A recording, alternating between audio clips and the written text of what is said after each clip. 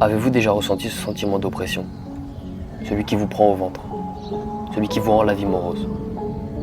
Moi oui. Et pendant de longues années, ma porte de sortie a été le basket. C'était mon moyen de m'évader, de me vider la tête, de ne plus penser à rien d'autre que ce divin ballon. Me focaliser sur les ondes provoquées par le cuir frappant le sol, ou encore me laisser envoûter par sa robe frappant le filet, laissant s'échapper ce doux bruit que tout basketteur a pu expérimenter au moins une fois dans sa vie. Mais j'ai grandi, et aujourd'hui le basket ne me procure plus autant d'apaisement qu'auparavant. Alors que faire? Sombrer dans l'aigreur de cette vie fade et banale?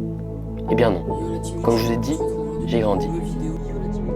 J'ai vécu de nouvelles expériences, plus ou moins fortes, plus ou moins agréables, mais qui m'ont forgé et m'ont permis de mieux apprendre à me connaître. Parmi ces expériences, il y a eu des voyages. Tout d'abord Londres, en 2019. Premier voyage seul, première fois que je partais en tant qu'adulte.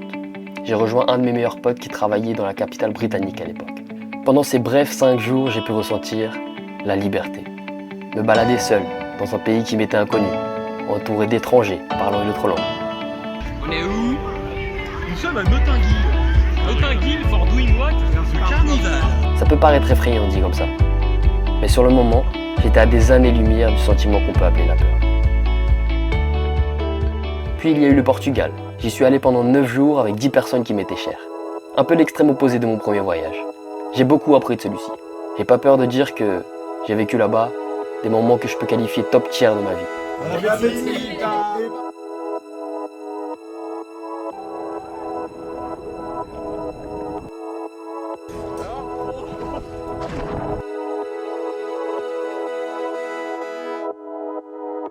Le lâcher prise. On oublie tout de qui on est, et on se laisse vivre, et on vit putain. Pourquoi attendre qu'un drame fracasse notre quotidien pour qu'on daigne s'apercevoir ce que vivre signifie réellement? Et enfin, Amsterdam très récemment. Je suis parti en petit comité, nous étions 4. 4 qui partaient en quelque sorte à l'aventure, plongeant dans l'inconnu. De cette ville, de cette manière de vivre, de tout en quelque sorte.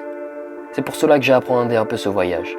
Mais à la seconde où on a déposé nos bagages, pouf, l'appréhension disparut. Un sentiment de légèreté. Le voyage.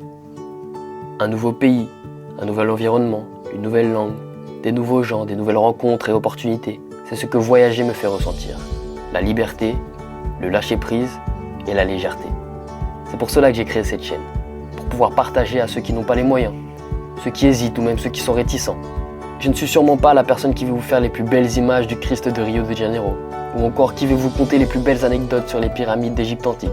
Mais vous pouvez être sûr d'une chose, c'est qu'à travers mes vidéos, vous allez vivre des expériences et des voyages divers et variés de la manière la plus authentique qu'ils soient, avec du fun et de l'amour. Enjoy et abonne-toi pour les aventures qui arrivent. Condition manger.